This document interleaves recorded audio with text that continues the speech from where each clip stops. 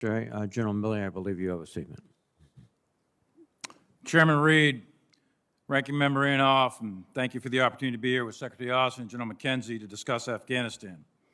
As you mentioned up front, we submitted matters for the record, a lengthy statement of this cut-down oral version, and I know it got to you late.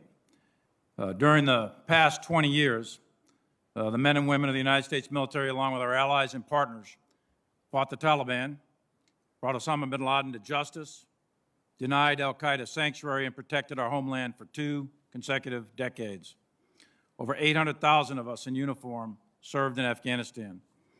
Most importantly, 2,461 of us gave the ultimate sacrifice, while 20,698 of us were wounded in action, and countless others of us suffer the invisible wounds of war. There's no doubt in my mind that our efforts prevented an attack on the homeland from Afghanistan, which was our core original mission. And everyone who served in that war should be proud. Your service mattered. Beginning in 2011, we steadily drew down our troop numbers, consolidated and closed bases, and retrograded equipment from Afghanistan. At the peak in 2011, we had 97,000 U.S. troops alongside 41,000 NATO troops in Afghanistan. 10 years later, when Ambassador Khalilzad signed the Doha Agreement with Milley on 29 February 2020, the United States had 12,600 U.S. troops with 8,000 NATO and 10,500 contractors. This has been a 10-year multi-administration drawdown, not a 19-month or 19-day NEO. Under the Doha Agreement, the U.S. would begin to withdraw its forces, contingent upon Taliban meeting certain conditions, which would lead to a political agreement between the Taliban and the government of Afghanistan. There were 7 conditions applicable to the Taliban and 8 conditions applicable to the United States. While the Taliban did not attack U.S. forces, which was one of the conditions, it failed to fully honor any other condition under the Doha Agreement. And perhaps most importantly for U.S. national security, the Taliban has never renounced al-Qaeda or broke its affiliation with them. We, the United States, adhered to every condition. In the fall of 2020, my analysis was that an accelerated withdrawal without meeting specific and necessary conditions risks losing the substantial gains made in Afghanistan, damaging U.S. worldwide credibility, and could precipitate a general collapse of the ANSF and the Afghan government, resulting in a complete Taliban takeover or general civil war. That was a year ago.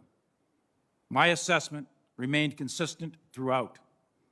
Based on my advice and the advice of the commanders, then Secretary of Defense Esper submitted a memorandum on 9 November recommending to maintain U.S. forces at a level between about 2,500 and 4,500 in Afghanistan until conditions were met for further reduction.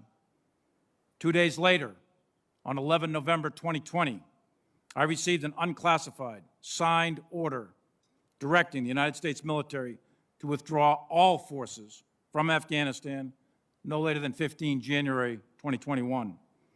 After further discussions regarding the risks associated with such a withdrawal, the order was rescinded.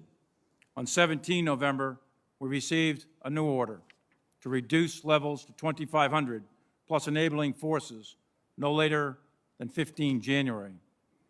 When President Biden was inaugurated, there were approximately 3,500 U.S. troops, 5,400 NATO troops, and 6,300 contractors in Afghanistan with a specified task of train, advise, and assist, along with a small contingent of counterterrorism forces. The strategic situation at inauguration was stalemate.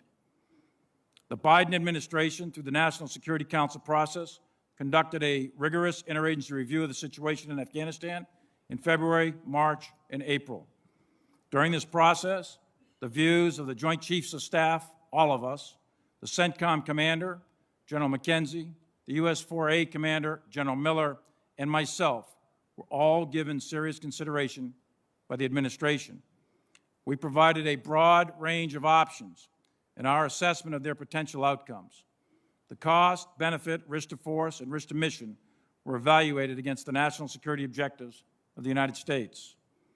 On 14 April, the President announced his decision, and the U.S. military received a change of mission to retrograde all U.S. military forces, maintain a small contingency force of 600 to 700 to protect the embassy in Kabul until the Department of State could coordinate contractor security support, and also to assist Turkey to maintain the Karzai International Airport and transition the U.S. military to an over-the-horizon counterterrorism support and security force assistance.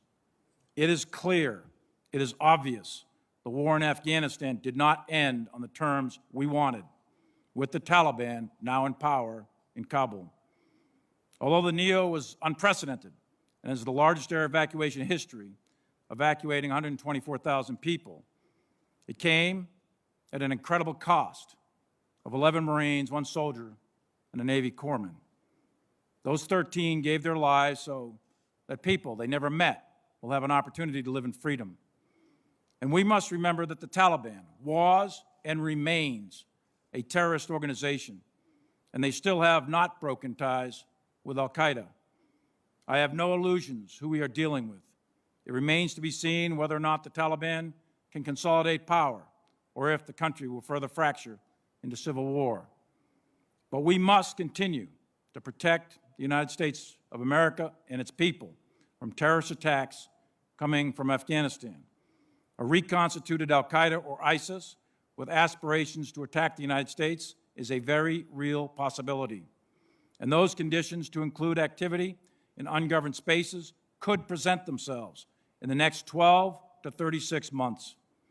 That mission will be much harder now, but not impossible, and we will continue to protect the American people. Strategic decisions have strategic consequences. Over the course of 4 presidents, 12 secretaries of defense, 7 chairmen, 10 CENTCOM commanders, 20 commanders in Afghanistan, hundreds of congressional delegation visits, and 20 years of congressional oversight, there are many lessons to be learned. 2, specific to the military that we need to take a look at, and we will, is did we mirror image the development of the Afghan National Army? And the second is the rapid collapse, unprecedented rapid collapse of the Afghan military in only 11 days in August. However, one lesson must never be forgotten. Every soldier, sailor, airman, and Marine who served there in Afghanistan for 20 consecutive years protected our country from attack by terrorists. And for that, they should be forever proud, and we should be forever grateful. Thank you.